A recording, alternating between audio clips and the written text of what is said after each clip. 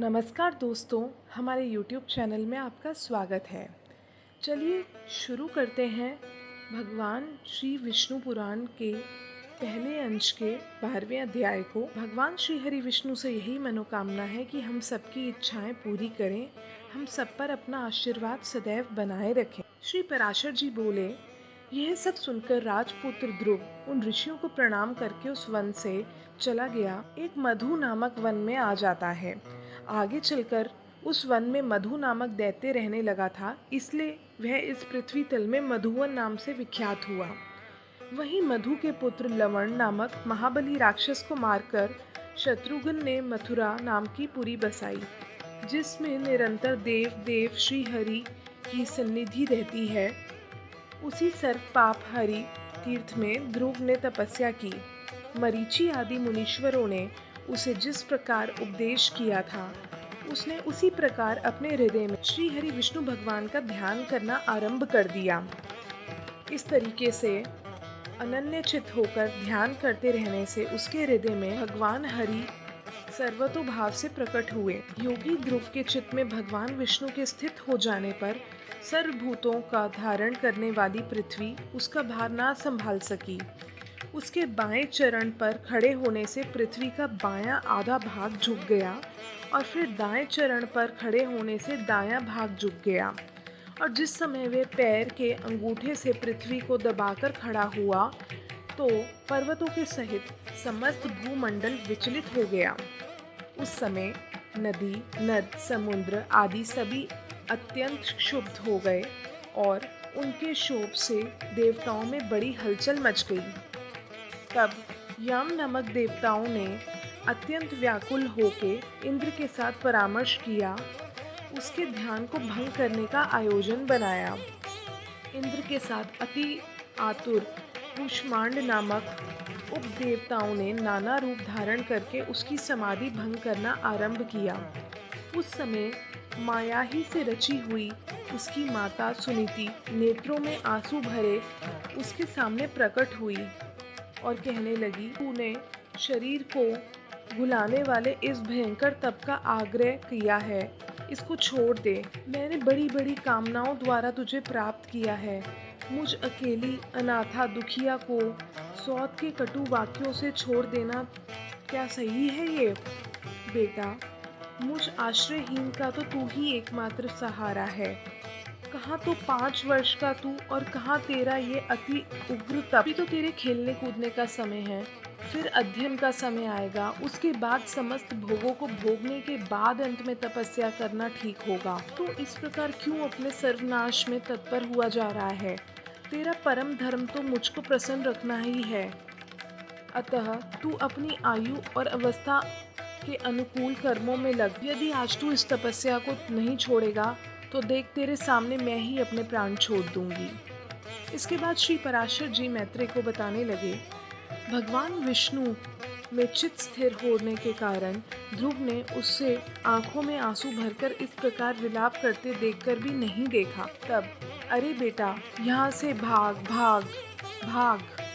देख, इस महाभयंकर वन में ये कैसे घोर राक्षस अस्त्र शस्त्र उठाए आ रहे हैं। ये कहती हुई वे चली गई और वहाँ जिनके मुख से अग्नि की लपटें निकल रही थी, ऐसे अनेकों राक्षस गण अस्त्र शस्त्र संभाले प्रकट हो गए। उन राक्षसों ने अपने अति चमकीले शस्त्रों को घुमाते हुए उस राजपुत्र के सामने बड़ा भयंकर कोलाहल किया। उस नित्य योगयुक्त बालक को भयभीत करने के लिए अपने मुख से अग्नि की लपटें निकाली और सैकड़ों सियारियां घोर नाद करने लगी। वे राक्षसगण भी इसको मारो मारो, काटो काटो, खाओ खाओ, इस प्रकार चिल्लाने लगे।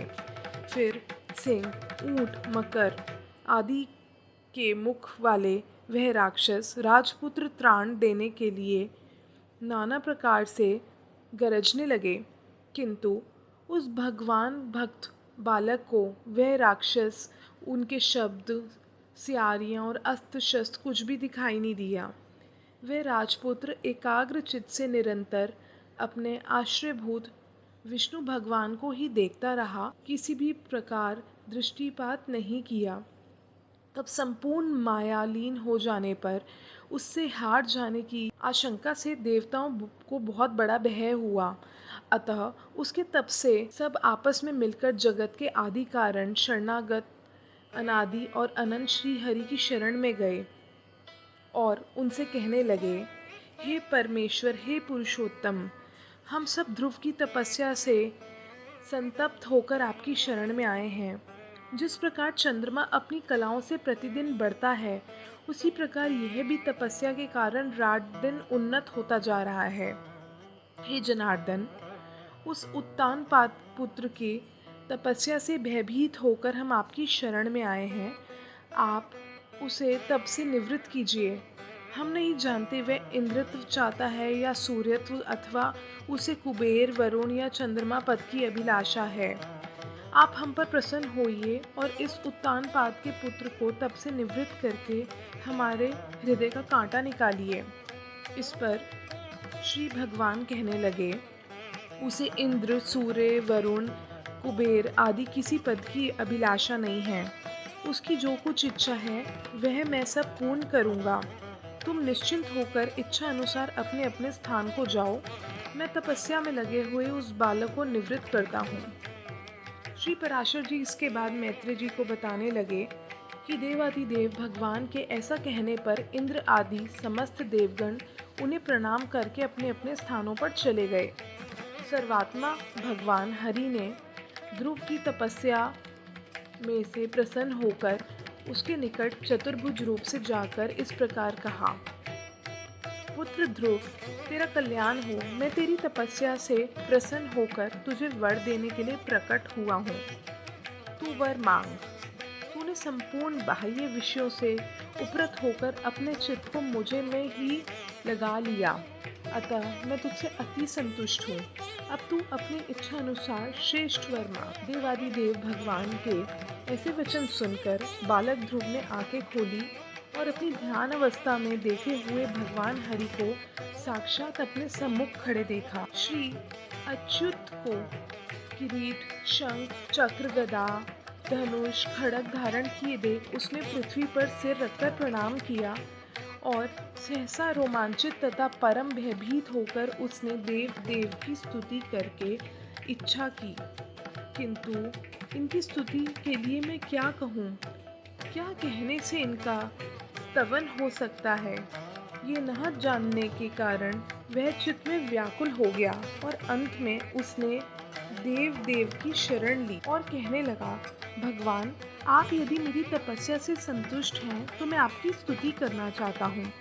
आप मुझे यही वर दे दीजिए कि मैं आपकी स्तुति कर सकूं। श्री पराशर जी मैत्रेय जी को इसके बाद बताने लगे, जब जगतपति श्री गोविंद ने अपने सामने हाथ जोड़े खड़े हुए उस पुत्र को अपने शंख के अंत भाग से छू दिया, तब तो एक क्षण में ही वह राजकुमार प्रसन्न मुख से अति विनीत हो सर्वभूताधिष्ठान श्री अच्युत की स्तुति करने लगा और कहने लगा, पृथ्वी, जल, अग्नि, वायु, आकाश, मन, बुद्धि, अहंकार और मूल प्रकृति, ये सब जिनके रूप हैं, उन भगवान को मैं नमस्कार करता हूँ, जो अति शुद्ध, सूक्ष्म, सर्वव्यापक और प्रधान से भी परे हैं। वह पुरुष जिनका रूप है, उन परम पुरुष को मैं नमस्कार करता हूँ। आप सर्वत्र व्याप्त हैं, संपूर्ण ब्रह्मांड को व्याप्त कर 10 गुण महाप्रमाण से स्थित हैं। हे पुरुषोत्तम, भूत और भविष्य जो कुछ पदार्थ है वे सब आप ही हैं। ये संपूर्ण जगत आप ही से उत्पन्न हुआ है तथा आप ही से भूत और भविष्य है। ये संपूर्ण जगत आपके सर्वरूप भूत ब्रह्मांड के अंतर्गत है। आप ही से ऋक्, साम, गायत्री आदि छंद प्रकट हुए हैं। आप ही से यजुर्वेदों का प्रादुर्भाव हुआ है। आप ही से अश्व तथा एक और दांत वाले महिष आदि जीव उत्पन्न हुए हैं। आप ही से गौ, बकरी, भेड़, मृगों की उत्पत्ति हुई है। इस प्रकार प्रभु, ये संपूर्ण जगत आप ही से उत्पन्न हुआ है। जिस प्रकार नन्हे से बीज में से बड़ा भारी वट वृक्ष रहता है, उसी प्रकार प्रलय काल में यह संपूर्ण जगत बीज स्वरूप आप ही में लीन रहता है। जिस प्रकार बीज से अंकुर रूप में प्रकट हुआ वट वृक्ष बढ़कर अत्यंत विस्तार वाला हो जाता है, उसी प्रकार सृष्टि काल में यह जगत आप ही से प्रकट होकर फैल जाता है। हे ईश्वर, जिस प्रकार केले का पौधा छिलके और पत्तों से अलग दिखाई नहीं देता, उसी प्रकार जगत आपसे पृथक नहीं है, अलग नहीं है, आप ही में स्थित देखा जाता है। ऐसे आपको मैं नमस्कार करता हूँ। अतः करण में आप ही महत्व, प्रधान, पुरुष, विराट, सम्राट और स्वराट आदि रूपों से भावना किए जाते हैं, और पुरुषों में आप नित्य अक्षय हैं। आकाश आदि सर्वभूतों में सार अर्थात उनके गुण रूप आप ही हैं। समस्त रूपों को धारण करने वाले होने से सब कुछ आप ही हैं, सब कुछ आप ही से हुआ है।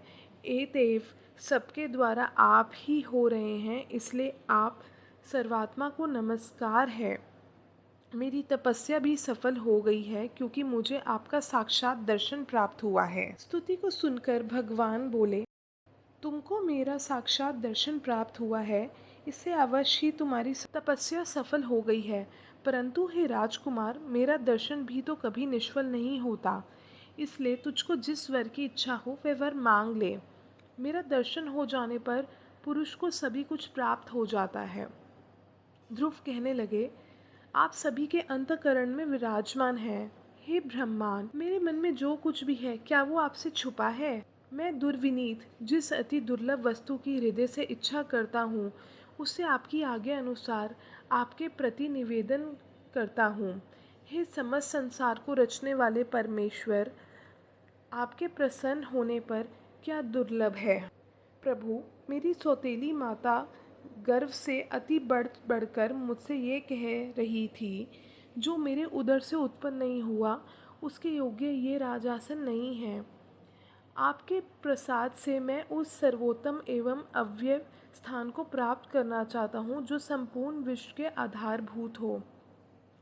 इस पर श्री भगवान बोले, हे बालक, तूने अपने पूर्व जन्म में भी मुझे संतुष्ट किया था, इसलिए तू जिस स्थान की इच्छा करता है वह अवश्य प्राप्त करेगा। पूर्व जन्म में तू एक ब्राह्मण था और मुझ में निरंतर एकाग्रचित्त रहने वाला, माता पिता सेवक तथा स्वधर्म का पालन करने वाला था। कालांतर में एक राजपुत्र तेरा मित्र हो गया था। वह अपनी युवा अवस्था में संपूर्ण भोगों से संपन्न, उसके संग से उसके दुर्लभ वैभव को देखकर तेरी ऐसी इच्छा हुई कि मैं भी राजपुत्र हूँ। अतः हे ध्रुव, तुझको अपनी मनोवांछित राजपुत्रता प्राप्त हुई। स्वयंभू मनु के कुल में और किसी को स्थान मिलना अति दुर्लभ है। उन्हीं के घर में तूने उत्तानपाद के यहाँ जन्म लिया। अरे बालक, जिसने मुझे संतुष्ट किया है, उसके लिए ये तो अत्यंत तुच्छ है। मेरी आराधना करने से तो मोक्ष भी प्राप्त हो जाता है। फिर जिसका चित्त निरंतर मुझ में ही लगा है, उसके लिए स्वर्ग आदि लोकों का तो कहना ही क्या। तू मेरी कृपा से निसंदेह उस स्थान में, जो त्रिलोकी में सबसे उत्कृष्ट है, सबसे ऊंचा है, संपूर्ण ग्रह और तारामंडल का आश्रय बनेगा। मैं तुझे निश्चल स्थान देता हूँ, जो सूर्य, चंद्र, मंगल, बुध, बृहस्पति, शुक्र, शनि आदि ग्रह, सभी नक्षत्रों, सप्तऋषियों और संपूर्ण विमानचारी देवगणों से ऊपर है। देवताओं में से कोई तो केवल 4 युग तक और कोई 1 मनवंतर तक ही रहते हैं, किंतु तुझे मैं एक कल्प तक की स्थिति देता हूँ।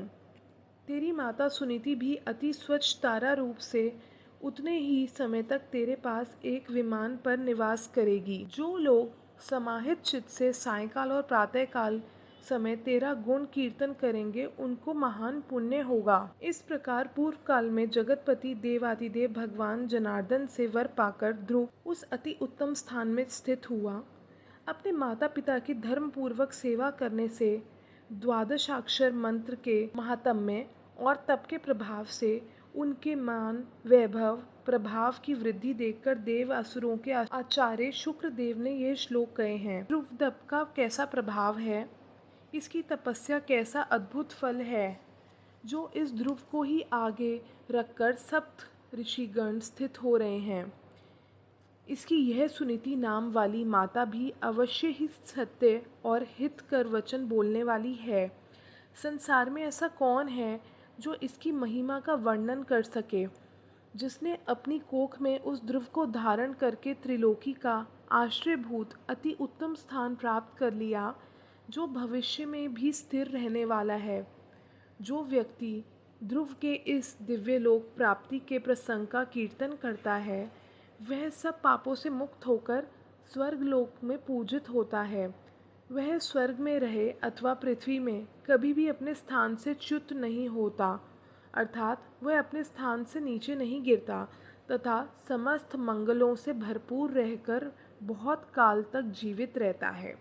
यहाँ हमारे विष्णु पुराण के पहले अंश का 12वां अध्याय समाप्त होता है। अगले यानी 13वें अध्याय में हम राजा वेन और पृथु के चरित्र के बारे में वर्णन करेंगे। धन्यवाद।